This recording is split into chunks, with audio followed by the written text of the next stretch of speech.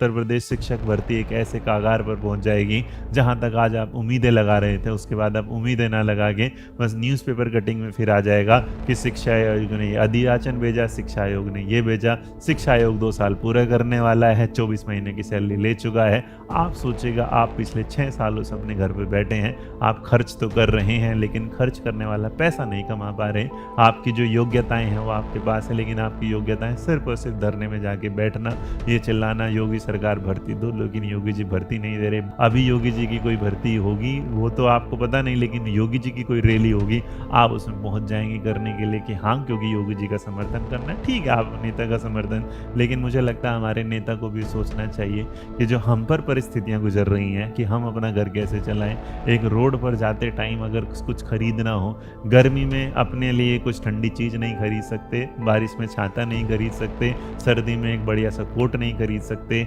कहीं बच्चे को पढ़ाने नहीं जा सकते, घर में पढ़े तो मन नहीं लगता, घर में बैठ जाएं तो माँ बाप जिन्हें लगता है कि उनका बेटा कामयाब होना चाहिए तो उनकी बिटिया कामयाब होनी चाहिए। तो ये जो पूरा का पूरा वीडियो है, अगर आप इसको बस ये सुनना चाहते हैं कि मर्जर हो गया और आप इस पर इसके व्यूज़ लेना चाहते हैं तो लीजिएगा, मुझे तो कोई वो नहीं। बट अगर आप इस पूरे फॉर्मूले को, इस पूरे के पूरे ऑर्डर को देखोगे तो ये ऑर्डर एक तरीके से RTE का है। राइट टू एजुकेशन की सारी बातें बता दी गई कि ऐसा करना है, ऐसा करना है, लेकिन राइट टू एजुकेशन की बात करने के बाद भी जो गाइडलाइंस हैं कि अगर बच्चा ऐसा हो तो ट्रांसफ़र से देना है, ये देना है, रिट पिटिशन में जो बातें चली गई कि भाई बचाना, लेकिन उसके बाद मर्जर पर आ जाता है कि भाई वहाँ पर नामांकन नहीं हो रहा। पर इस सवाल को जानने की जगह, इस सवाल को पहचानने की जगह कि क्यों नहीं हो रहा नामांकन, आपने मर्जर पर बात कर दी। नंबर ऑफ टीचर्स जो हैं, देखिए ये हमारा RTE का पूरा होगा कि up to 60 student between 61 to 3 90 ये जो था। और अगर ये नहीं है तो आप इस चीज़ के साथ क्या कर सकते हैं, विद्यालय दूरी पर कर देंगे,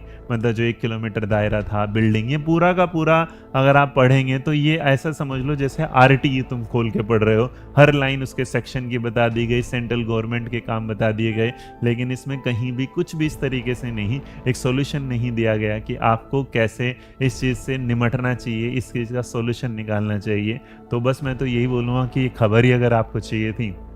तो मेरी तरफ से भी ले लीजिएगा, लेकिन इसमें खुशी होने वाला कोई वो बात नहीं है, क्योंकि याद रखिएगा जो यूपी में शिक्षक भर्ती है उसका एक तरफ से आप क्या कर रहे हैं, अंत और ना समझिएगा तो आप समझो TGT का एग्ज़ाम आता है, उसकी डेट एक्सटेंड हो जाती है, और उसके बाद PGT का आता है, उसकी डेट एक्सटेंड हो जाती है, उसके बाद अगर लेक्चरर का आता है ये लो, LD ग्रेड वाला आता है ये वाला, GIC का पता नहीं, मॉडर्न स्कूल के एग्ज़ाम के फॉर्म निकले थे वो चले गए। और इन सारी चीज़ों के साथ हम बस देख रहे हैं कि मर्जर हो गया, चलो बंद हो गए। तो इसका मतलब अगर 5000 स्कूल में अगर कम से कम ना होने में भी सिर्फ 2 ही टीचर रखे जाते तो सोचो 10,000 जो